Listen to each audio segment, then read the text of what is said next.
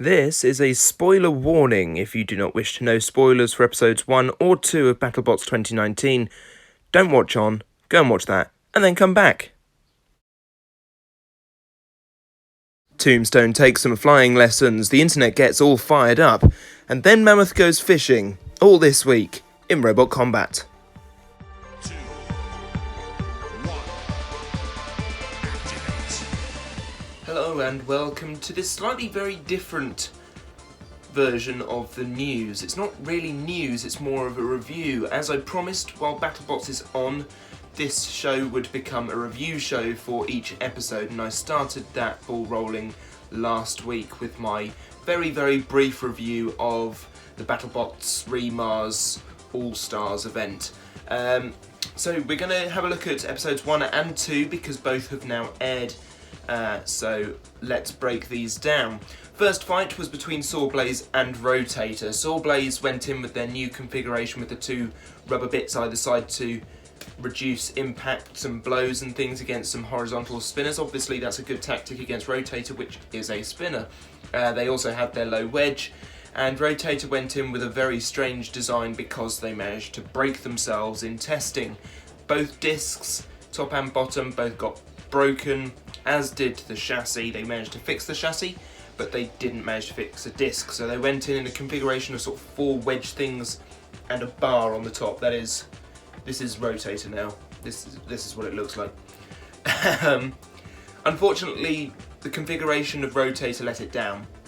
They didn't manage to get underneath Sawblaze with those 4 prong things. The bar did next to nothing, and Sawblaze really did actually dominate this fight, so they easily won this one. Moving on to Kobold versus SubZero. This was incredible to see. Obviously, it wasn't the fight it was meant to be. It was meant to be Kobold versus Captain Shredderator, but as Captain Shredderator were a reserve team who were asked to come in 3 days before filming, they said it wasn't fair. We won't fight Big Spinny. So I don't agree with that mentality. I think you fight who you're given, and if you get wrecked in the process, well, that's sort of the sport, isn't it?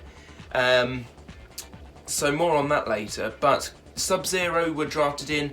They went, okay, we'll fight them, we fight whoever comes up, which is a much better way of looking at it. And they got absolutely trashed. Kobold this season is stupendously destructive. It does what I thought it probably would, which is it's got the tooth which hits, and then it's got several little teeth afterwards, and that sort of shreds its way along. Robots sort of go up the wedge and then just carry on going across the spinner, like a really dangerous sort of escalator. And yeah, SubZero didn't really stand a chance, unfortunately. Kobold could go a very long way this season. I have them at least in my top 16, if not going further. Next up, we're going to look at Kraken versus Ribot. This was an amazing fight. A lot closer than I first thought, but ultimately ended as predicted. Ribot went in with their vertical setup. Kraken's Crusher had me fooled. So they've got an airbag which inflates, so the 2 teeth then go down when they inflate. I didn't think that would work very well. It didn't seem to last season, but it does now, and it's incredibly powerful. Seeing that piece of metal that Chris held up before the fight, this is what they showed us the robot can do. It was incredible, and hearing Ribot pop under the pressure of the Crusher was, it's quite jarring, really. Ribot's vertical spinner is quite vicious. It managed to bend up Kraken's teeth, which didn't really seem to hinder Kraken. And Kraken ultimately did what all Crushers do, which was grab a hold, drive them around, let go, grab a hold, drive around, let go. Or at least that's what Crushers should do. More on that argument in a minute. Yeah, then there was a little flame after the battle was finished. That was an accident, apparently. It went off after he put the controller down. Team Kraken are very, very sorry, Team Ribot, and they made sure they knew. Yeah, good fight, and it was good to see Ribot just shredding itself to bits, let alone the Screws doing it, and Kraken doing it. Endgame versus Death Roll. This was set up as a midway major. It's a format that I've actually already installed into the Grand Slam I had done back in January when I was making up the fight cards. I'm a bit annoyed that BattleBots have managed to do it first, because now it'll seem like I'm copying them, but I genuinely had midway majors set up ages ago. They're in blue on my fight card. You'll see. Anyway, this was New Zealand versus Australia.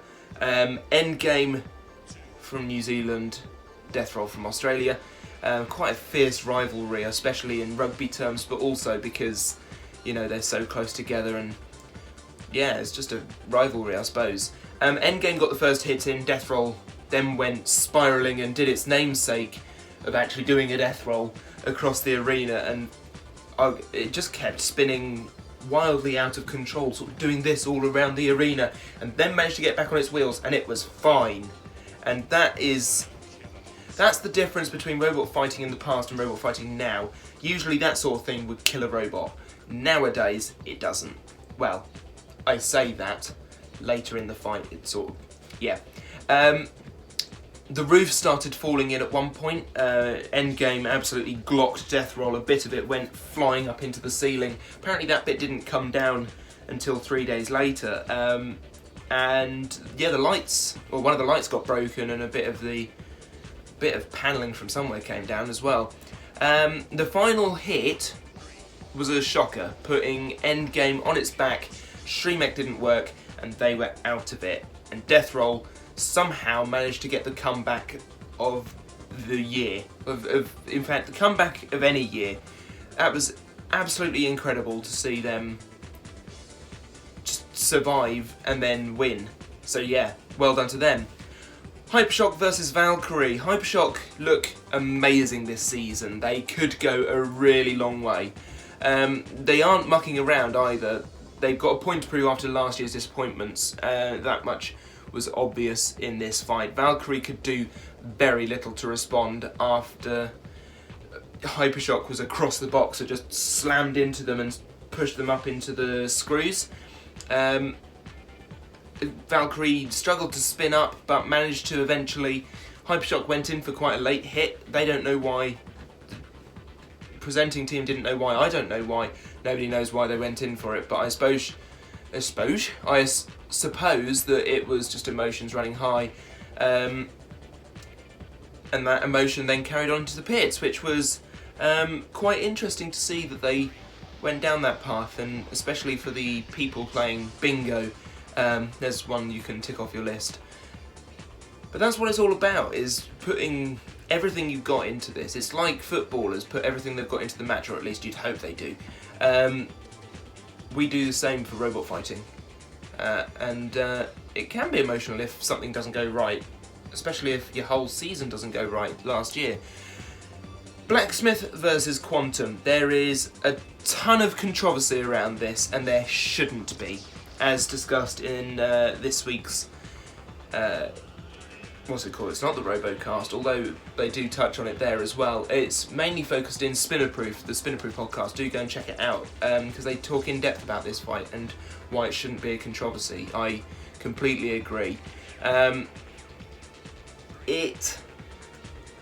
So, if you aren't aware, and I believe everybody is probably by now, AR400, or it's either AR450 or AR500, I can't remember, I think it's 500, is a metal that if crushed then sort of splinters off, so you can't then pull anything out of it, and that's what happened here. Blacksmith put an extra coat of that AR500 on top of their robot, and then when Quantum crushed into them, they couldn't get out. They were trying their hardest to get out. That's what the raising up, it wasn't showboating, or it might have been to start with, but it definitely wasn't after they were trying to sort of waggle them, trying to hit them onto the screws.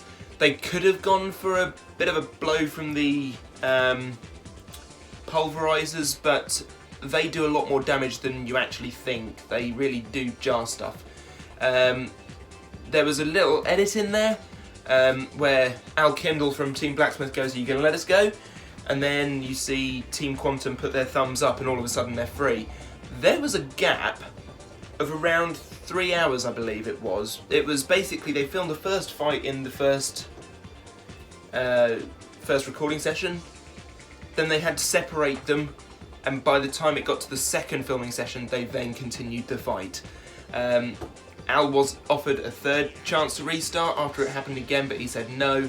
Hydraulic press wasn't getting it free, nothing was getting that tooth free, they had to cut it out in the end.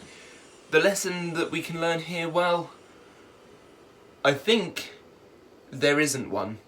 Basically, you can decide to armour your robot in thicker armour, but you run the risk then of being caught up.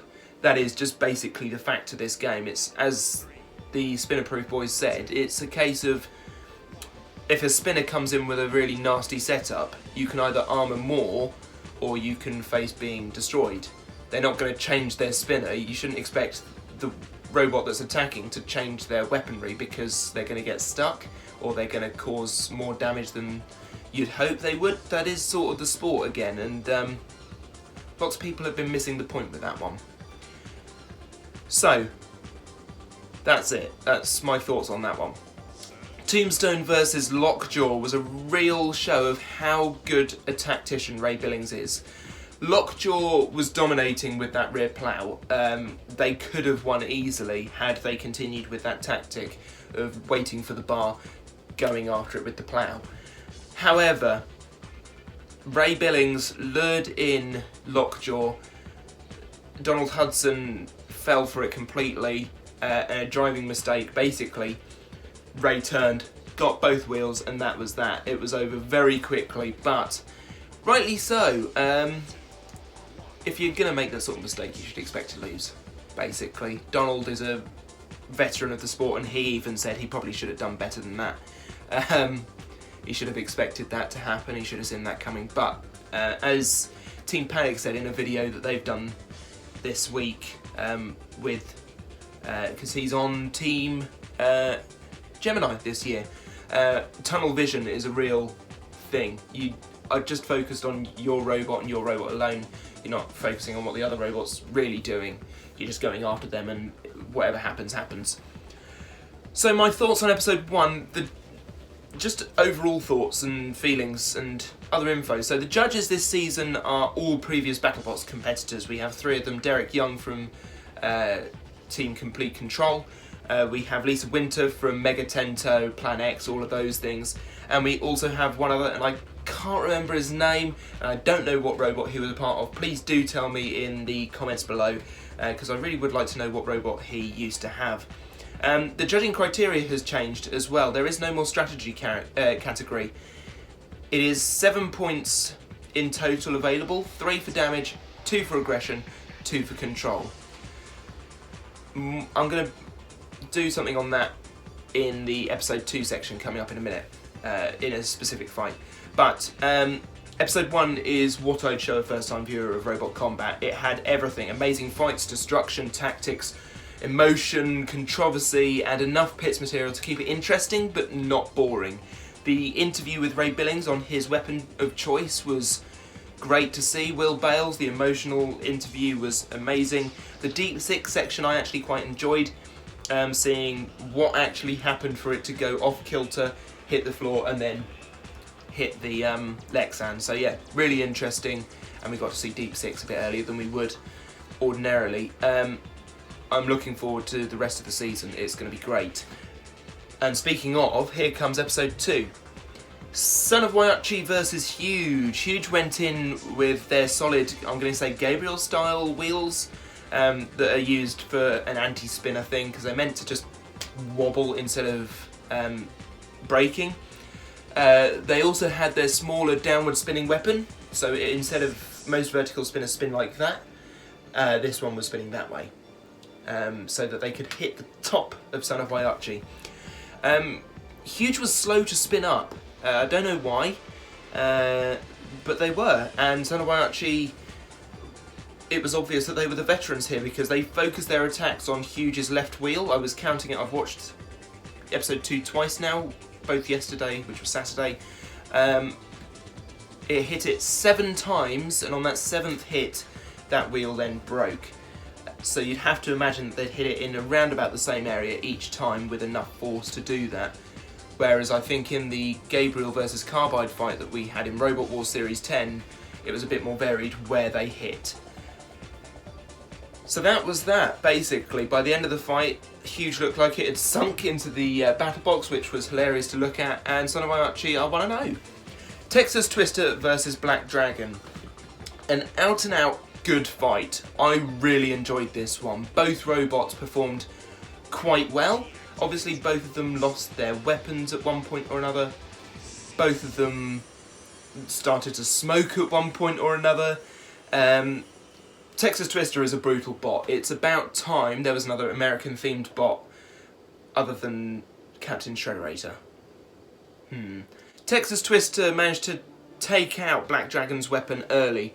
There was a big amount of smoke, burnt component came out of the robot, still not sure what it was, or how Black Dragon managed to just carry on running as well as it did.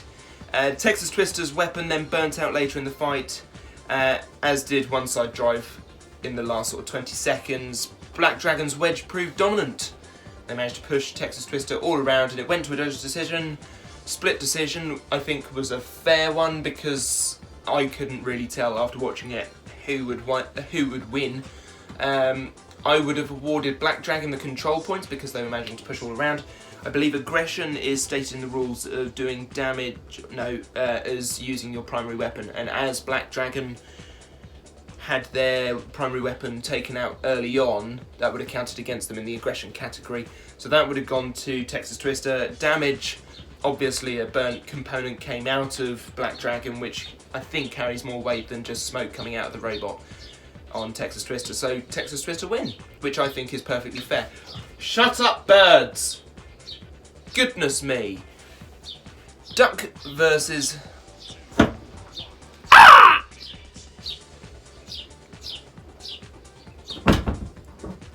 How inconsiderate of them. Duck versus Bombshell. This was a quick fight. I wish it was longer, so does Hal Rucker. I think the Bombshell team do as well. However, Duck was quick out of the gates. Bombshell seemed to get caught up on the floor.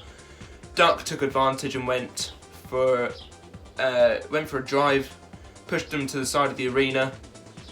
Bombshell pushed to the wall, turned over, and repeated its infamous headstand suicide move from last year, whereby it would lay on its weapon and its wedge, no wheels touching the floor, and that was that. Then Duck just sort of taunted Bombshell during the count-out, which was hilarious to see. So hopefully that's putting to bed that argument. I wish it was longer. It had all the makings of a main event, or at the very least a proper midway major. Unfortunately it didn't, so we move on. Shatter versus Witch Doctor. Shatter is an incredibly complex and interesting machine. So it has omni-wheels or omnidirectional mechanism wheels, which basically allow the robot to not just move forwards, backwards and turn.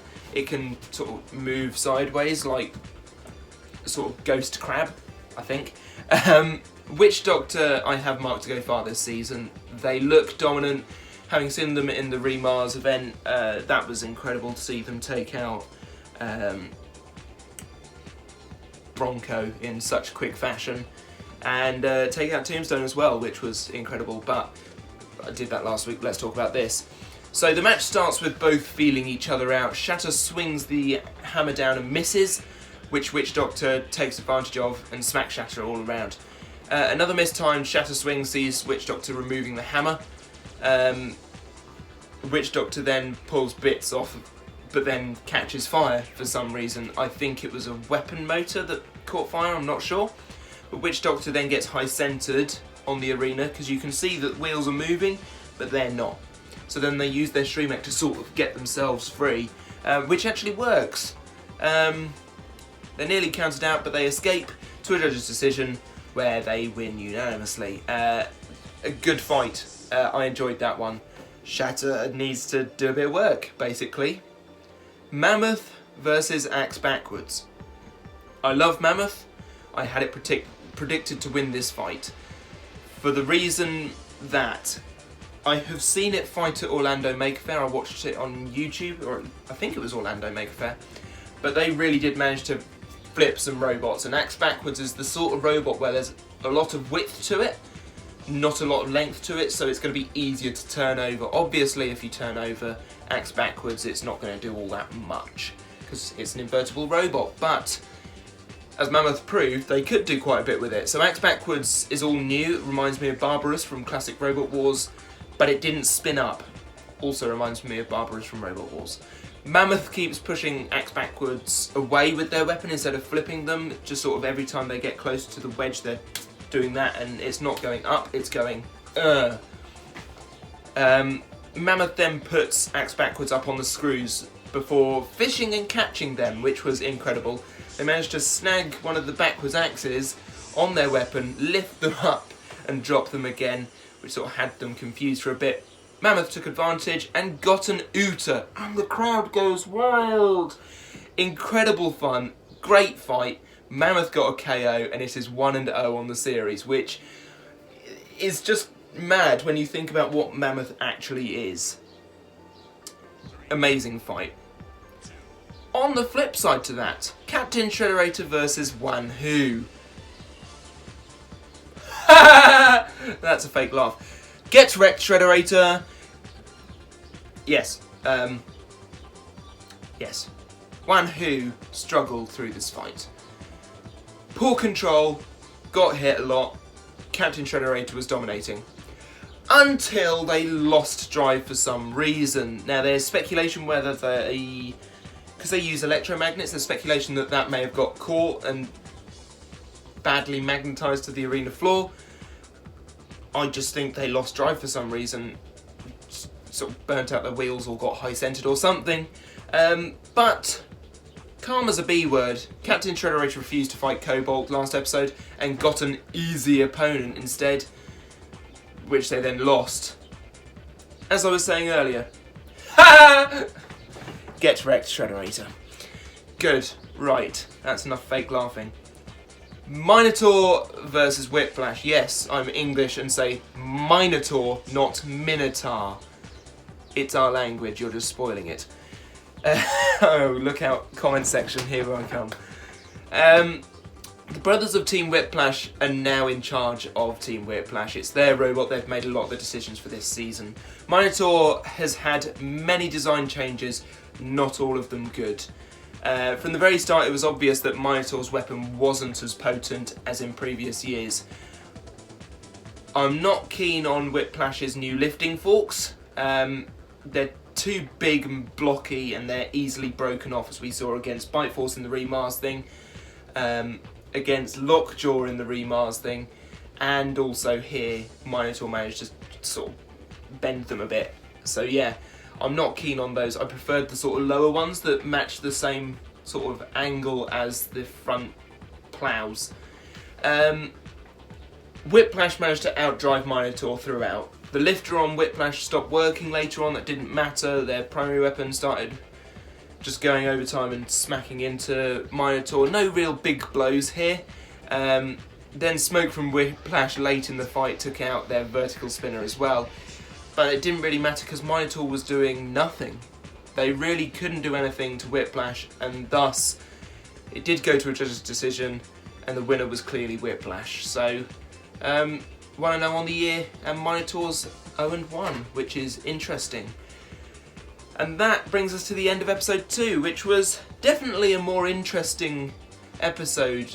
A lot more, I say more interesting, in the terms of the fights were more interesting. The pit stuff I think was better in episode 1 than it was in episode 2. They did a lot of filler time in this one. They interviewed a lot of the other teams who lost the fights. I think they should have gone to the judges more often. I agree with the Vote Saxon 07 team of Stephen and Anthony that they should have gone to the judges to see why they judged in favour of certain robots rather than others. So like with the Texas Twister versus Black Dragon fight, it would have been a prime example of one they could have gone to instead of having the full walk-on for Witch Doctor versus Shatter. I didn't understand why they did that. They didn't do it for Endgame versus Death Roll in episode 1, so yeah, just some filler that wasn't necessary and some filler that could have been better. So yeah, that's my review of this episode. Now, as for regular news, that has been put up onto my Facebook page, and it's scrolling past you hopefully right now so that you can see that it's over my Facebook page. Go and check it out over on Facebook. I will be reviewing episode 3 next week in This Week in Robot Combat. Please do stick with me throughout. I know it's not quite the news, but it certainly is reviews, which counts, I suppose, because it's news of the fights that have happened. It's been a long one. Thank you for sticking with me if you're still here. If you're new to the channel and you enjoyed this video, please do subscribe, and tell me what your favourite fight was. Also, tell me who that third judge is, please. I really do want to know.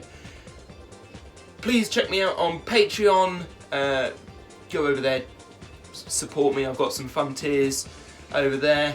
And I shall see you very soon for potentially more news, potentially more on this lovely shed I've got here. Bye-bye.